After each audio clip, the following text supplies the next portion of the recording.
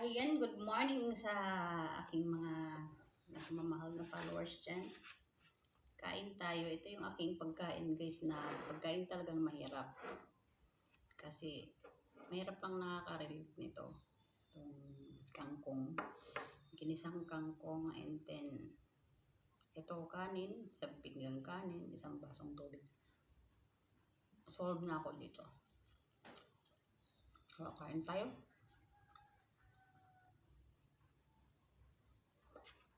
Sabaw natin.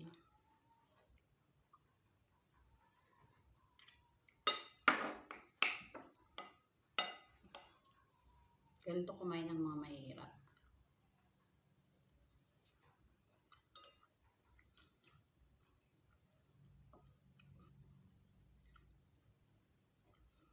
Itong kangkong na to ay galing to sa aking tanim na dyan sa harap marami akong tinanim na gulay, lugbate, talbos ng kamote, ito kangkong, gabe, tapos may mga pinya pa doon, may mga tanglad, kung ano-anong tinanim ko. Ito lang yung natira. May natira sa kanya dahil hindi ko na siya nilinisan na ang haba-haba ng damo. Kaya siguro hindi napansin ng mga bakang gala na may mga gulay na nakatanim doon. Kasi dati nung lagi ko siyang nililinisan, kasi masarap tingnan, masarap pagmasdan yung gulay mo na malinis, walang kadamo-damo. Kaso naman, wala kang mapapakinabangan kasi kinakain ng baka. Pati alugbati, yung baka ko, baka. Yung alugbati ko, as in gumapang na siya doon sa pader. May barbed wire doon na nakalatag. Gumapang na siya, ang dami. Inubos talaga ng baka. Tapos kahit bugawin mo, wala kang magagawa kasi ayaw nilang tumang. Kumbaga parang sanay sila sa tao, nakikihalubilo na rin sila sa tao.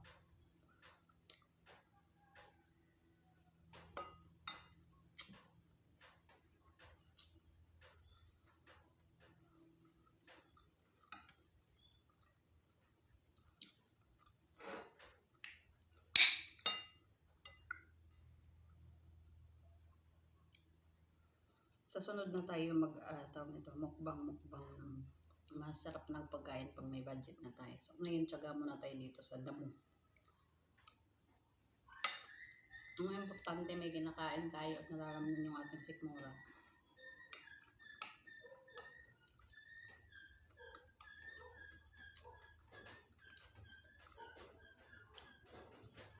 Ang asim na asiman ko ata masyado.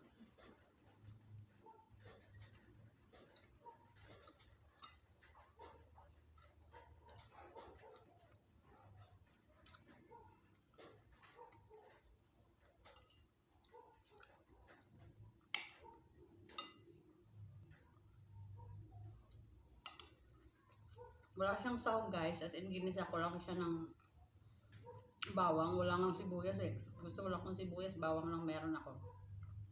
Ginisa ko lang siya sa bawang. Then wala siyang sahog, tinuyuhan ko lang, nilagyan ng bitsin. Yun na, solve. Pagkain ng mahirap.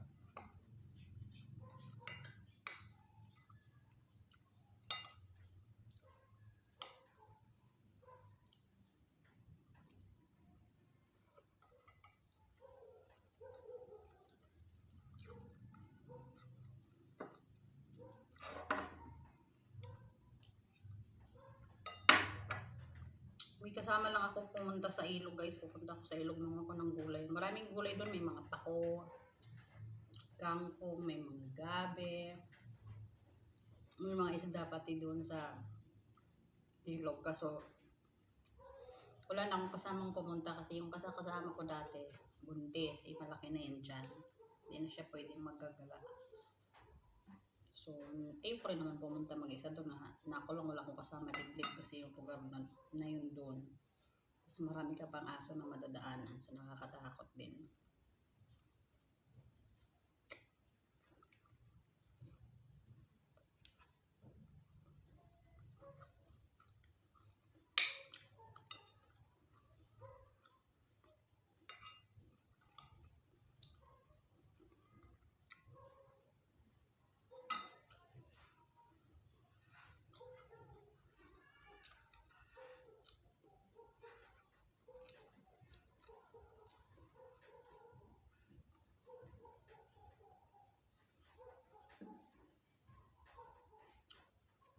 di ba, solve ka sa, ano, kung marunong ka lang dumaskarte, kahit mga gulay-gulay lang dyan.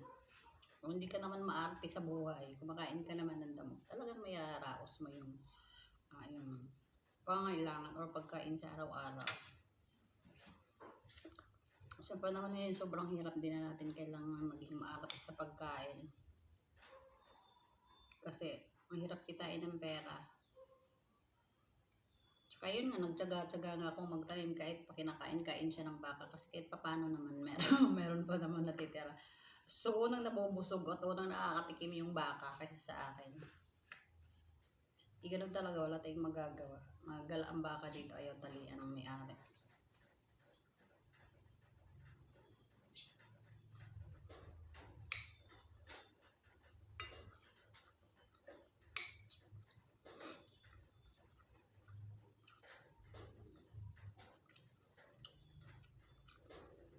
Tapos tutong pa yung aking kanin. Diba?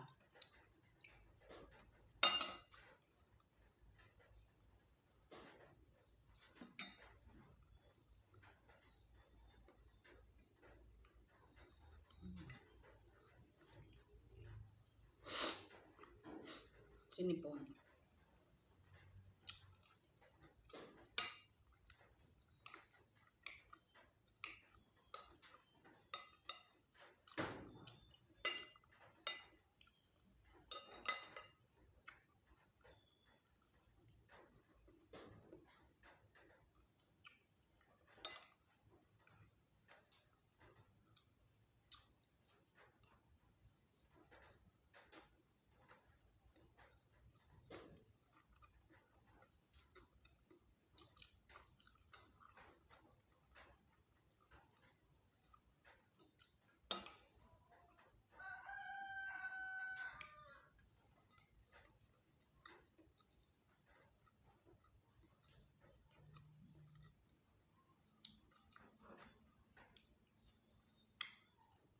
Masarap na rin siya guys kasi walang iba eh.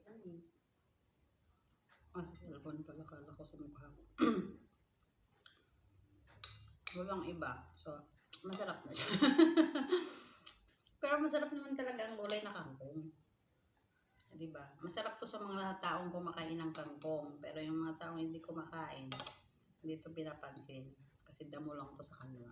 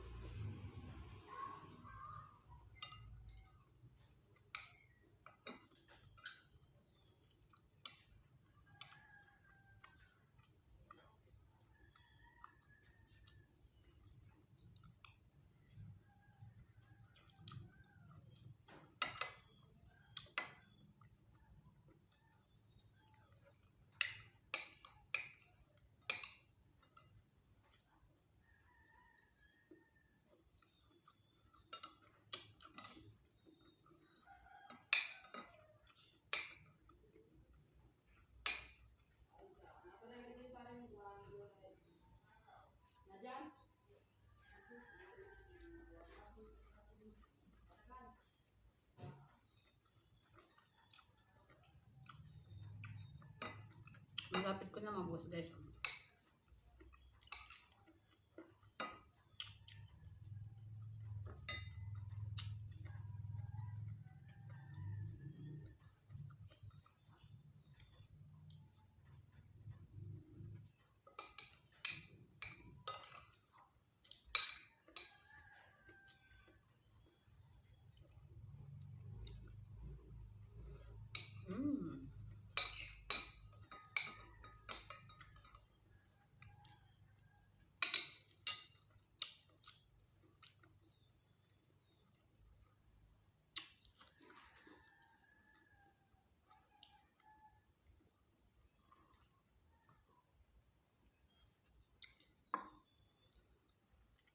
So, ayun, naubos ko na guys. Awa ng Diyos, nabusog naman ako sa aking pagkain simpleng pagkain na nasa aking hapagkainan. But thank you Lord at nabusog mo ako sa aking pagkain na ito lang ang aking nakayanan. So ayan, thank you so much guys sa panonood sa akin. Don't forget to subscribe, like, and share this video if you like. And bye! See you!